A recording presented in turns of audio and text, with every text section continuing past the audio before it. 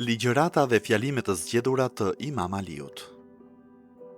Kur tërbimi I rrjedhësit u platit një herë mirë nën masën e dheut e të maleve të larta që ai mbarte mbi shpatullat e tij, Zoti gufoi nga ijet e tyre ujëra të kristalta dhe I lëshoi mbi rafshinat e luginat duke u zbutur zbritjen me shkëmbin të palëvizshëm e me qafa malore. Pastaj rrënqethjet e tij u shuan fare për shkak të depërtimit të maleve në pjesë të ndryshme të sipërfaqes së tij,